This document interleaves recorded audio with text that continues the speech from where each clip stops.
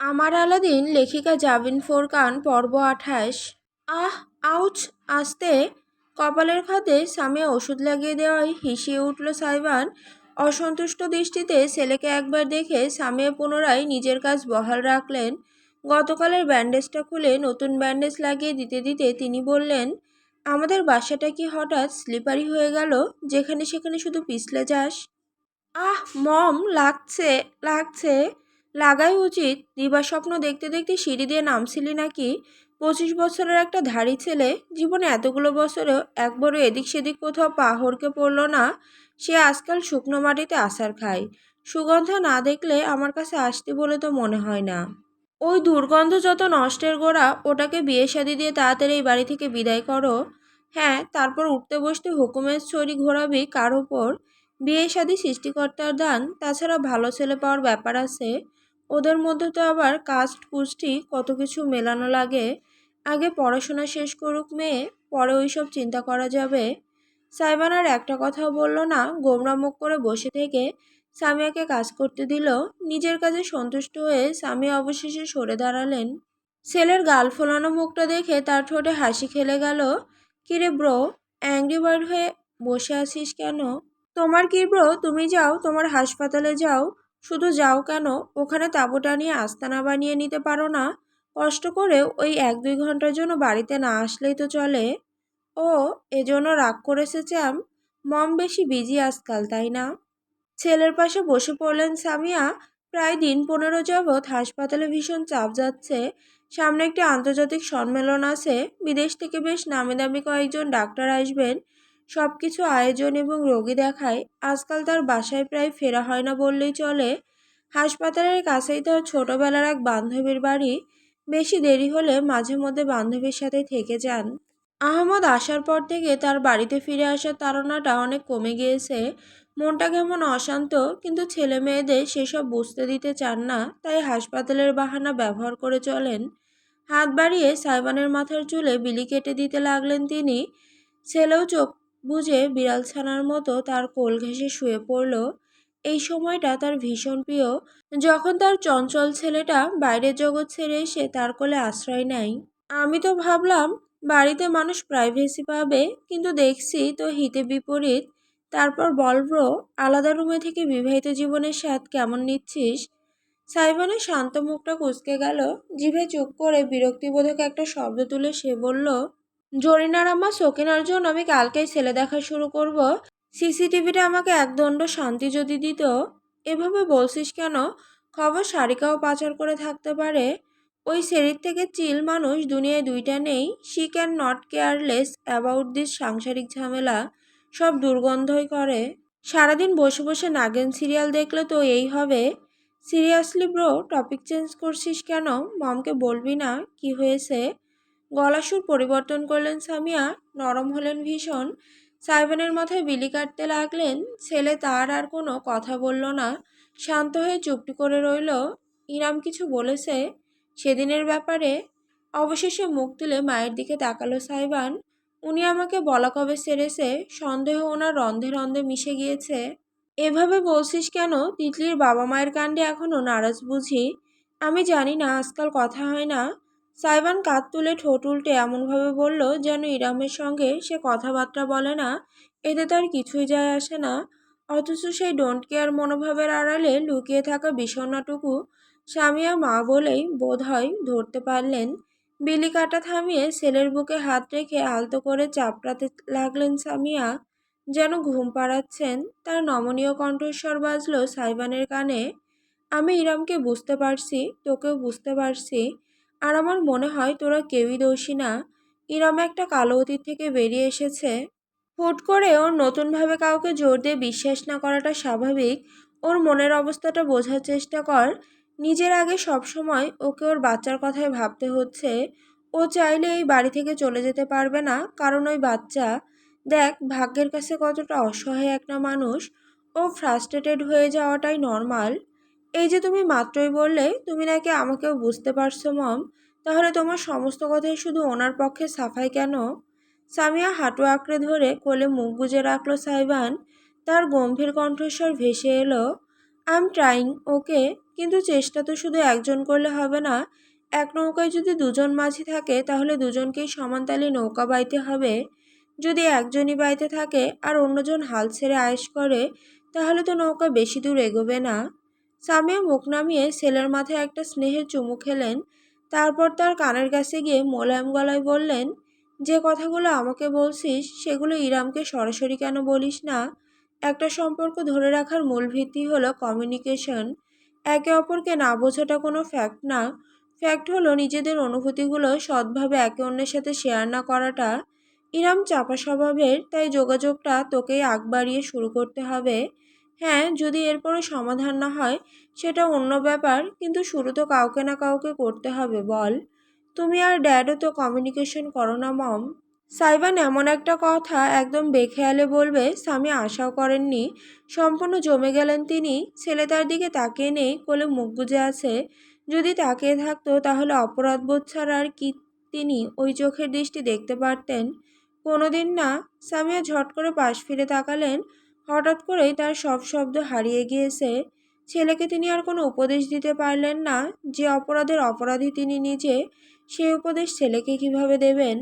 মা ছেলে কারোরই আর একে অপরের সাথে কথা বলা হলো না। দুজনে একদম চুপ করে রইল। অতঃপর সাইবানের ফোন ভাইব্রেট করে উঠল পকেটে। মায়ের কাছ থেকে নিজেকে ছাড়িয়ে সে ফোন রিসিভ করলো। ওপাশ থেকে কথাগুলো শুনল বেশ মনোযোগ দিয়ে। তার নির্মল চেহারা ক্রমশ তীক্ষ্ণতর হয়ে উঠল। সামিয়া খানিক আশঙ্কা বোধ করলেন। কি হয়েছে? তিনি প্রশ্ন করলেন। সাইবান প্রথমটাই জবাব না দিয়ে উঠে দাঁড়ালো। চেয়ারে ছুঁড়ে রাখা নিজের রংচঙে জ্যাকেটটা গায়ে জড়িয়ে রুমের বাইরের দিকে এগোলো। তবে বের হওয়ার আগে পিছন ফিরে এসে মাকে জানালো, বখতিয়ারের লাশ পাওয়া গিয়েছে, আমি থানায় যাচ্ছি, খবরটা ওনাকে জানানোর কোনো প্রয়োজন নেই। এটুকু বলে সাইবান ঝড়ের গতিতে বেরিয়ে গেল। সামিয়া বিছানায় হতবাক হয়ে বসে রইলেন। উনি বলতে চেয়ে ইরামকে বুঝিয়ে গিয়েছে তাতে কোনো সন্দেহ নেই। মাথা চেপে ধরলেন তিনি। বুকের ভেতর ভয় ভর করল। এ কোন অশুভ চক্রে জড়িয়ে যাচ্ছে তার পরিবার। নিজের ক্লাস শেষে করিডোর ধরে এগিয়ে যাচ্ছে কাইসান। তখনই পেছন থেকে ডাক ভেসে এলো, কাইসান। ঝট করে ঘুরে তাকালো সে। ছুটে আসছে ইরাম। রমণীর পরনে একটা লাল বর্ণের তাঁতের শাড়ি, ঠিক কটকটে লাল নয়, একদম হালকা শেড, যার কারণে চোখ আরাম পায়। পরিপাটি করে জড়ানো বস্তুটি অন্যান্য দিনের তুলনায় ইরামকে একটু বেশি আকর্ষণীয় করে তুলেছে। লম্বা চুলগুলো খোপা বাঁধা, তাতে আবার একটা বাগানবিলাস ফুল গুজে দেওয়া। অসাধারণ লাগছে। পুরোদস্তুর বাংলাদেশি নারী। কাইসান ক্ষণিকের জন্য দৃষ্টি ফেরাতে পারল না নিজের। অজান্তেই ইরামের ছুটে আসতে থাকা অবয়বে আটকে রইল তার গভীর চোখ জোড়া। ইরাম কাছে এসে থামল, বিরাট করে হাসল। তোমার জন্য সারপ্রাইজ আছে। কাইসান ভ্রু উঁচু করে তাকালো। ইরাম কোর্সের ক্লাস কোর্সে 1 সপ্তাহ হয়ে গিয়েছে। এই 1 সপ্তাহে শিক্ষার্থীর বন্ধনের পাশাপাশি তাদের মাঝে পুরাতন বন্ধুত্বের আবহাওয়াটা ফিরে এসেছে। উভয়ে এখন একে অপরকে নাম ধরে তুমি বলে সম্বোধন করে। যদিও ক্লাসের ভেতর সে ইরামের জন্য মিস্টার রুশদি আর তার জন্য ইরাম মিসেস কিবরিয়া। সম্পূর্ণরূপে ইরামের দিকে ঘুরে দাঁড়ালো কাইসান, শুধালো, সারপ্রাইজ? ইরাম মাথা দুলিয়ে নিজের হাতের ম্যাকবুকটা খুলে দেখালো। স্ক্রিনে তার ভাইবার অ্যাকাউন্টের ছবি। সেখানে স্পষ্ট দেখা যাচ্ছে একটা কাজের অনুরোধ পেয়েছে সে। ইরাম খানিকটা গর্বিত কণ্ঠস্বরে জানালো, কোর্সের আগে অ্যাকাউন্ট খুলে আমি অ্যাড দিয়ে রেখেছিলাম, $5 আর্টিকেলের কাজ করে দেব। বেশ কয়েকটা স্যাম্পলও রেডি করে রেখেছি। যেহেতু কলেজ ভার্সিটিতে কম্পিউটারে টুকটাক কাজ শেখা হয়েছিল, একজন যোগাযোগ করেছে। সে আমার থেকে 2টো আর্টিকেল নিতে চায়, $8 দেবে। একসাথে দুটো যেহেতু নিচ্ছে আমি রাজি হয়ে গিয়েছি ডিসকাউন্টে। আমার প্রথম ফ্রিল্যান্সিং কাজ। ব্রিলিয়ান্ট। কাইসারের চোখজোড়া চকচক করে উঠল। বিস্তৃত হাসি ছেয়ে গেল তার তীক্ষ্ণ শ্যামলা মুখ জুড়ে। এরম এক দেখাতেই বলতে পারবে এই হাসি মিথ্যা নয়, অপরের খুশিতে সুখী হওয়ার পবিত্রতম হাসি। কাইসান উত্তেজিত হয়ে ইরামের কাঁধে সাবধানে হাত রেখে বলল, listen girl, I am really really proud of you. Thank you. এটা সবেমাত্র শুরু ইরাম। দেখো সামনে আরও কত সফলতা বাকি আছে তোমার জন্য। তোমার প্রথম কাজের জন্য আমার শুভকামনা। তবে বেশ কিছু ব্যাপার অবশ্যই মাথায় রাখবে যেন কোনোভাবেই স্ক্যাম না হয়ে যাও। প্রথমত অবশ্যই পেমেন্টের একটা অংশ রিসিভ করে তারপরই কাজ দেবে। এর আগে অতি বিশ্বাস করে দিয়ে দেবে না। আর টাকাটাও কিন্তু সরাসরি ব্যাংকে আসে না, তুমি বিদেশ থেকে যেটা অর্জন করবে সেটা দেশের জন্য রেমিটেন্স হিসাব হবে কিন্তু। সো ইরামকে হাজার রকম উপদেশ দিতে দিতে পাশাপাশি হাঁটতে লাগলো কাইসান। ইরামের ভালোই লাগলো, একদম গুরুজনের মতো লোক কোনটা কিভাবে করতে হবে কোনটা করা যাবে না সেসব বুঝিয়ে দিতে লাগলো কাইসান। মনে মনে ভাবলো সে, $8 আহামরি কিছু নয়, কিন্তু এই সূচনাটাই দরকার ছিল ইরামের। প্রায় বাইরের সিঁড়িতে পৌঁছে গিয়েছে দুজনে। কাইসানের ক্লাস না থাকলে সে ইরামকে প্রতিদিন বাইরে গাড়ি অবধি পৌঁছে দেয়, আজও ব্যতিক্রম ঘটেনি। সিঁড়ি বেয়ে নামতে নামতে হাসি মুখে সে বলল, তারপর বলো নিজের প্রথম ফ্রিল্যান্সিং উপার্জন দিয়ে কি কি করবে। $8 বাংলাদেশি টাকায় 982 এর মতন পড়বে। ভ্যাট ট্যাক্স আছে। তুমি কি চাও তোমাকে কিছু গিফট করি? ইরামের প্রস্তাবে কাইসান হাসলো। 1 প্লেট ফুচকা খাওয়ালে কিন্তু কিছুই মনে করব না। তুমি এত লো মেইনটেনেন্স। আচ্ছা ঠিক আছে, তোমার জন্য 1 প্লেট ফুচকা তোলা থাকলো, ইজানের জন্য নতুন বেবি লোশন। আরও একটা জিনিসের কথা ইরামের মাথায় এলো ঠিকই, কিন্তু কাইসানের সামনে সেটা বলল না। গাড়ির কাছে এসে গিয়েছে উভয়ে। আজ এসেছে নীরব, হাসি মুখে অপেক্ষা করছে। ইরম চোখ উল্টে ভাবল, ঠিক কোন ধরনের শক্ত বন্ধুত্ব হলে বন্ধুর জন্য দিনের পর দিন মানুষ বিনা প্রশ্নে এভাবে হাজির হয়ে যায়। কায়সানকে বিদায় জানিয়ে নীরবের কাছে গেল ইরাম। তোমারও বিশেষ কোনো কর্ম নেই, বুঝতে পেরেছি। এটাই আমার কর্ম, এর জন্য বেতন পাই, আপনি জানেন না? একগাল হেসে বলল নীরব। ইরাম সন্দেহের নজরে তাকালো, সত্যি বেতন পায় নাকি মজা করলো। মাথা ঘামালো না আর, শুধু দিন গুনছে সে। দেখবে আর কতদিন সাইবান এই চোর পুলিশ খেলা জারি রাখতে পারে তার সাথে। আচ্ছা, বাড়িতে ফেরার আগে একবার সুপার শপে নামবো, চিজ কিনতে হবে। বাড়িতে ছিল না, চিজ পাস্তা বানাবো আজ, তুমিও ইনভাইটেড। আরে ভাবি, আপনি তো জোস। দুজনে গাড়ির ভেতর উঠে বসলো। কিছুক্ষণ বাদে মাঝ রাস্তায় সুপার শপের সামনে গাড়ি থামালো ড্রাইভার। ইরাম এবং নীরব বেরিয়ে ভেতরে ঢুকলো। বাস্কেট নিয়ে চিজ পাস্তা টুকটাক জিনিস ইরাম নিচ্ছে। ঠিক এমন সময় বিপরীত দিক থেকে আসতে থাকা কারো সঙ্গে আসতে ধাক্কা লাগলো তার। ও, এক্সট্রিমলি সরি। ইরাম সরে দাঁড়াতেই খানিক অবাক হয়ে গেল। তার সামনে দাঁড়িয়ে আছে তিতলি। একটা কার্ট ঠেলে আসছিল, পরনে টাইট টপ আর ঢোলা ট্রাউজার, কি যেন চিবুচ্ছে, চুইংগাম বোধ হয়। ইরামকে দেখে চোখে বুঝি তারা ফুটে উঠল মেয়েটার। ও হ্যালো, ভাবিনি তোমাকে এভাবে এখানে দেখতে পেয়ে যাব।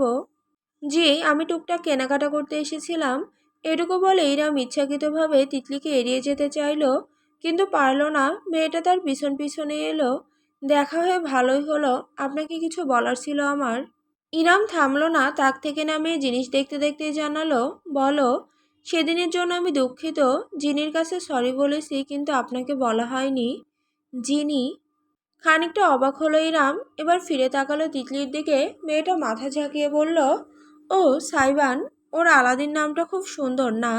আলাদিনের রূপকথার জিনকে মিলিয়ে ওকে ডাকি জিনি। After all he is special. আচ্ছা। শান্তভাবে মোকাবেলা করার চেষ্টা করলো ইরাম, নিজের কাজে মনোযোগ দিল। তিতলি বলে গেল, দেখুন, আপনার কাছে অস্বীকার করার কিছুই নেই। এসব বিষয় লুকিয়ে রাখা উচিত না। আমি আগে জিনিকে পছন্দ করতাম, বাবা মাও বুঝতে পারতো। এজন্যই তারা ওই দিন সাহস করে আমাকে না জানিয়ে আগ বাড়িয়ে বিয়ের প্রস্তাব নিয়ে গিয়েছিলেন। পুরোটাই আমার দোষ। কাজের চাপে ওর বিয়ের বিষয়টা শেয়ার করা হয়নি। আমার বাবা মায়ের কোনো দোষ ছিল না, আমি এজন্যই ক্ষমাও চেয়েছি এবং চাইছি। তবে আপনি আমার বাবা মায়ের সঙ্গে যে ব্যবহার করেছেন সেটা কিন্তু বেয়াদবি ছিল। থমকালো ইরাম। তিতলির কথার মাঝে কোনো ভুল নেই, প্রত্যেকটা বাক্য সত্যি এবং সৎ। এতটা সৎভাবে উপস্থাপন, সূক্ষ্মভাবে ঘটনাগুলো স্তরে স্তরে মস্তিষ্কে সাজানো এক প্রকার ট্যালেন্ট। সেই ট্যালেন্ট তিতলির আছে, সে ভালো মতো বুঝে গেল। একটি নিঃশ্বাস ফেলল সে। দেখো তিতলি, আমারও ওনাদের সাথে বেয়াদবি করার ইচ্ছা ছিল না, কিন্তু হঠাৎ করে বাড়ি বয়ে এসে কেউ তোমার হাজবেন্ডকে নিয়ে মন গড়া স্বপ্ন বললে তুমি কি করবে? মেয়ে হিসেবে ভেবে দেখো, আশা করি বুঝে যাবে। আর আমি আমার ঔদ্ধত্য স্বীকার করে নিচ্ছি। আমার মাথা তখন গরম ছিল, তাই আমার পক্ষ থেকে তোমার বাবা মাকে সরি বলো। কোনোদিন দেখা হলে আমি নিজে থেকেই বলবো। হাজব্যান্ড? হাজব্যান্ড হিসেবে আদৌ মানেন ওকে? ইরাম এত কিছু বলল, অথচ তিতলি শুধু ওই অংশটুকু ধরল দেখে সে ভ্যাবাচাকা খেয়ে গেল। ভ্রুকুচকে খানিকটা বিরক্ত এবং চাপা ক্রোধ নিয়ে তাকালো। মানে, কি বলতে চাইছো তুমি? এটাই যে বৈবাহিক সম্পর্কে বিশ্বাস না থাকলে কিছুই টেকে না। ইরাম বরফের মতো চেয়ে রইল তিতলির দিকে। তিতলি অবশ্য বেশ স্বাভাবিক। সে তাক থেকে বেশ কিছু রেডিমেড নাস্তার প্যাকেট নামিয়ে কার্টে রাখতে রাখতে বলল, আমি আপনাদের মাঝে তৃতীয় ব্যক্তি, তবুও না বলে পারছি না। আপনি যেমন ভাবছেন যিনি তেমন না। হ্যাঁ, একটু রকচটা চঞ্চল বটে, তবে লয়ালও। ও জানে কিভাবে বাউন্ডারি দিতে হয়, এটাও বুঝতে পারছি। আপনার অতীত সম্পর্কে ট্রমা থেকে বেরিয়ে আসাটা কষ্টকর, তবে অনুরোধ থাকবে অতীতের দোহাই দিয়ে বর্তমানকে একই স্টোরি টাইপে ফেলবেন না। অতীত? কি জানো তুমি আমার অতীত সম্পর্কে? আপনার এক্স হাজব্যান্ড পরক্রিয়া করতো, রাইট? এজন্য যিনিকে বিশ্বাস করতে আপনার কষ্ট হচ্ছে। মেয়ে হিসেবে আপনার কষ্ট আমি বুঝতে পারছি। আপনার প্রতি পূর্ণ সমর্থনও আমার আছে। তবে আপনার জন্য যেন অন্য কেউ বিনা দোষে কষ্ট না পায়, সেই বিষয়টা দেখাও আপনার দায়িত্ব। ইরাম আর একটা শব্দ উচ্চারণ করতে পারল না, ধারালো চোখে চেয়ে রইল তিতলির দিকে একটানা বিনা বাক্যে। এমন সময় ঘটনাস্থলে উপস্থিত হলো নীরব। সে এতক্ষণ যাবৎ দরজার কাছে দাঁড়িয়েছিল, এখন এসে তিতলির বলা শেষ কথাগুলো শুনে ফেলেছে। দ্রুত এসে উভয় রমণীর মাঝে দাঁড়ালো সে, হাত তুলে তিতলির কাঁধে রেখে সরিয়ে দিয়ে গম্ভীর গলায় বলল, ব্যাকআপ ব্রো, এবার বাড়াবাড়ি করছিস। ও তুইও এখানে? যিনি বডিগার্ডের ডিউটিতে রেখেছে নাকি? শাট আপ তিতলি, একটু বেশি কথা বলিস তুই। নীরবের চোখে স্পষ্ট সতর্ক সংকেত দেখা গেল, তাতে হাত তুলে পিছিয়ে গেল তিতলি। আমি শুধু সাহায্য করতে চাইছিলাম। নীরব আর পাত্তা দিল না, ইরমের দিকে ফিরল। তার হাত থেকে বাস্কেট নিয়ে ক্যাশিয়ারের দিকে যেতে যেতে বলল, আপনি প্লিজ আসুন ভাবি, দেরি হয়ে যাচ্ছে। আপনাকে বাড়িতে পৌঁছে দিয়ে আমি কাজে যাব। ইরম শেষ এক পলক তিতলির দিকে তাকালো, আর একটা কথাও বলল না। হন হন করে হেঁটে চলে গেল। তার হাঁটার ভঙ্গি এবং দুহাত শক্তভাবে মুঠো পাকানোর দৃশ্যে যে কেউ বুঝতে সক্ষম ভীষণভাবে রেগে গিয়েছে সে। সাইবান ডাইনিং টেবিলে বসেছে। আজকে ভাত খাওয়ার ইচ্ছে নেই তার। সারা সকাল বাইরে ছিল। পিৎজা অর্ডার করেছে সে, সঙ্গে বিশাল বড় কোলা। গ্লাসে কোলা ঢেলে আঙুলে মোটকে আয়েশ করে যখন পিৎজায় কামড় বসাবে, ঠিক তখনই বাড়ির ভেতর ঢুকলো ইরাম। সাইবার নিজের জায়গায় জমে গেল, ড্যাব ড্যাব করে চেয়ে রইল, কারণ ইরামকে মোটেও স্বাভাবিক দেখাচ্ছে না। চোখের দৃষ্টি ভীষণ উদ্ভ্রান্ত মেয়েটার, কেমন যেন ধোঁয়াশা চোখের মাঝে। শান্ত নির্মল মুখটায় গাঢ় আধার, চলনে তীক্ষ্ণতা। শাড়ি পরা সত্ত্বেও বিন্দুমাত্র কোমলতা নেই। হনহন করে হেঁটে আসছে সে, ঘূর্ণিঝড় হয়ে। সাইবানের ভ্রু উঁচু হলো, তবে সে আর কিছুই করার সুযোগ পেল না। হাতের ম্যাকবুকের ব্যাগটা ইরাম ঠাস করে টেবিলের ওপর রাখলো। তারপরই এগিয়ে এসে হুট করে সাইবানের শার্টের কলার টেনে ধরল। একটা মেয়ের গায়ে এত শক্তি থাকতে পারে, সাইবান আজ ইরামকে না অনুভব করলে কোনোদিন হয়তো টের পেত না। এক ঝটকায় চেয়ার থেকে টেনে তাকে দাঁড় করিয়ে ফেলল ইরাম। ক্রুব্ধ চোখে চেয়ে গর্জে উঠল, আমার অতীত নিয়ে কথা বলার অধিকার তোমাকে কে দিয়েছে? সাইবান হতভম্ব হয়ে পড়ল, চোখ মেলে অসহায়ের মতো তাকিয়ে রইল সে অর্ধাঙ্গিনীর দিকে। ইরাম তার কলার ধরে ঝাঁকিয়ে ঝাঁকিয়ে চেঁচিয়ে উঠল, আমার এক্স হাজব্যান্ড পরক্রিয়া করে, আমার প্রেজেন্ট হাজব্যান্ডের সাথে আমার ঝগড়া চলে, এটা বাইরের মানুষ জানবে কেন?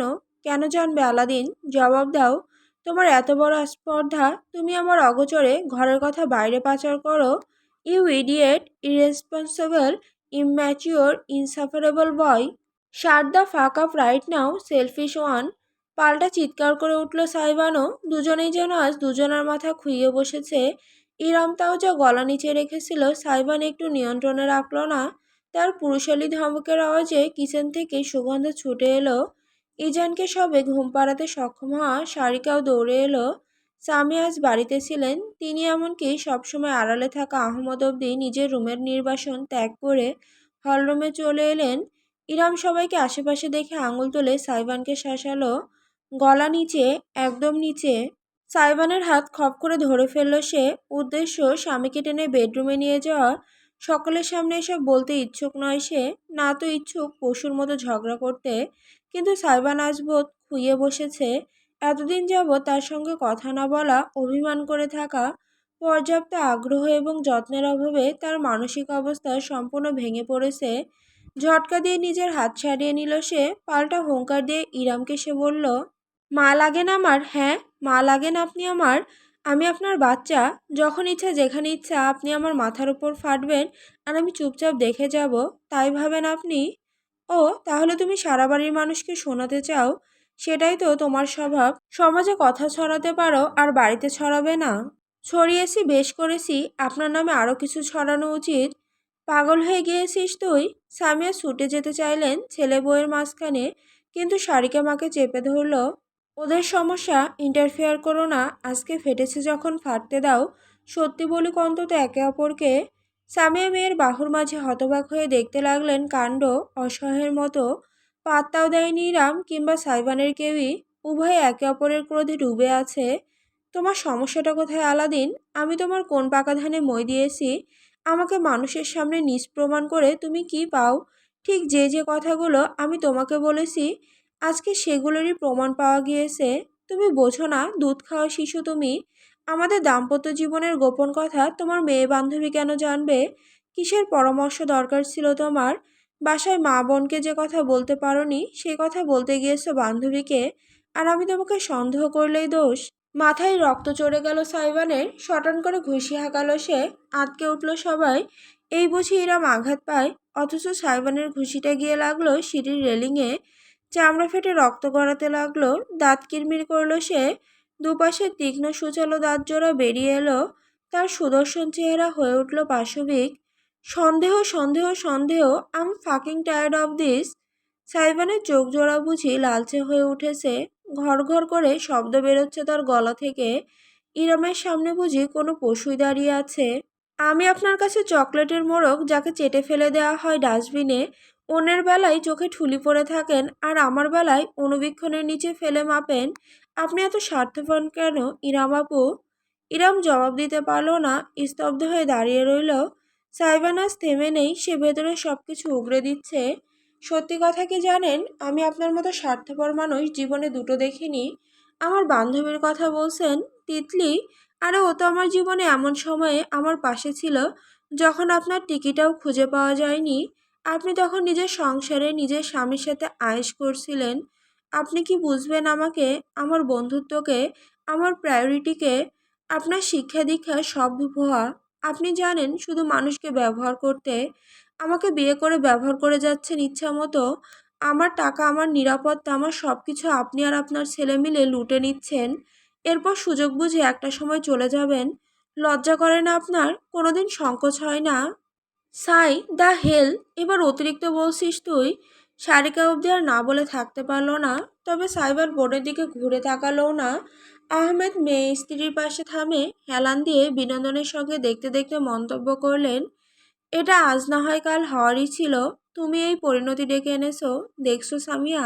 হাতের মুঠো শক্ত করে ফেললেন সামিয়া। এই মুহূর্তে স্বামীকে আর কিছুই বলতে পারলেন না। তার চোখে অশ্রু টলমল করছে। সাইবান এবং ইরাম কেউই আর পরিবারের জন্য থেমে নেই। ইরাম অবশ্য নিশ্চুপ, কিন্তু সাইবানের একটা কথাও আর মাটিতে পড়ছে না। সে ক্লান্ত। বারবার অতীতের দোহাই দিয়ে সিম্প্যাথি কামাতে আসবেন না। এই পৃথিবী দয়ালু না। কেউ আপনাকে দয়া করবে না। আমাদের সবারই কোনো না কোনো অতীত আছে। পার্থক্য শুধু আমরা অতীত নিয়ে পড়ে থাকি না, সেখানে আপনি অতীত থেকে বেরই হতে পারছেন না। বিশ্বাস করতে না চাইলে বিয়ে করেছেন কেন? নাচতে নাচতে তো আমি যাইনি আপনার কাছে। অসহায় হয়ে আপনি এসেছেন। আর যখন আমি আপনার সাথে অ্যাডজাস্ট করে নিতে চাইলাম, তখনই আপনার সব সন্দেহ শুরু হয়ে গেল। হ্যাঁ যান, আমি বাইরে প্রেম করি। আপনাকে রেখে বাইরে ৫টা ১০টা প্রেম করি। তিতলি আমার গার্লফ্রেন্ড। আপনাকে ডিভোর্স দিয়ে আমি ওকেই বিয়ে করব, কারণ আপনার মতো বউ থাকা আর না থাকা সমান। ইরাম তাকিয়ে রইল সাইবানের দিকে নিষ্পলক। সাইবান এখন রীতিমতো কাঁপতে কাঁপতে কথা বলছে। রাগ, দুঃখ, হতাশা সব বাঁধ ভেঙে বেরিয়ে পড়েছে। আপনি আমাকে বিশ্বাস করেন না, এক ফোঁটা বিশ্বাস করেন না। সারা দুনিয়া বিবস্ত্র হয়ে আমার সামনে ঘুরে বেড়ালেও আমার পৌরসে আমি একটা আঁচ আসতে দেব না। আমার সেই ক্ষমতা আছে, সেই ধৈর্য, সেই অধ্যবসায় আর সেই শিক্ষা আছে। কিন্তু না, আপনি তো বুঝবেন না। পরকীয়া, বিশ্বাস ভাঙা, এইসব শব্দই তো চিনে নিয়েছেন আপনি, তাই না? আপনার আগের স্বামী আর আমি একই মানুষ আপনার কাছে, স্রেফ জানোয়ার। এই জানোয়ারকে শুধু ব্যবহার করে যান, বিশ্বাস ভরসা করতে হবে না। অতীত নিয়েই থাকুন আপনি, ট্রমাতেই বসবাস করুন, স্বার্থপর মহিলা। সাইবান হাঁপাচ্ছে, তীক্ষ্ণ চোখে চেয়ে এসে হঠাৎ করে জমে গেল।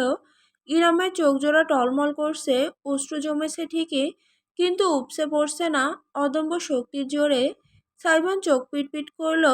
বুকের ভেতর দামামা বাজলো তার। শেষ, শেষ, শেষ। সব কিছু শেষ করে ফেলেছে সে। আমি স্বার্থপর, আমি অবিশ্বাসী, আমি সন্দেহ করি। ঠিকই বলেছ আলাদিন, আমি তেমনই। ইরামের কণ্ঠ খানিক কাঁপল। সাইবানের সামনে বুঝি তার গোটা দুনিয়া গুড়িয়ে গেল। হাত তুলল সে, কিন্তু ইরামকে ছুঁয়ে দেওয়ার আগে সেই হাত খপ করে ধরে ফেলল ইরাম। তাকে টানতে টানতে সিঁড়ি বেয়ে উপরে নিয়ে গেল। বাড়ির প্রত্যেকটা সদস্য স্তব্ধ হয়ে শুধু তাকিয়ে থাকতে পারল। একটাও বাক্য খরচ না করে ইরাম সাইবানকে সোজা নিজেদের বেডরুমে নিয়ে এলো। ধাক্কা দিয়ে ভেতরে ঢুকে দরজাটা বন্ধ করে নিল। সাইবান ভারসাম্য হারিয়ে বিছানায় বসে পড়ল। ফিরে তাকালো, তার মুখোমুখি দাঁড়ালো ইরাম।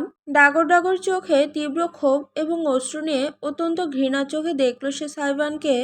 স্বামী তুমি আমার, তাই আমার শরীর দেখার অধিকার জন্মেছে তোমার। আপু, বিড়বিড় করতে পারল শুধু সাইবান। তারপরে অবিশ্বাস্য ঘটনাটা ঘটল। একটানে বুক থেকে শাড়ির আঁচল সরিয়ে ফেলল ইরাম।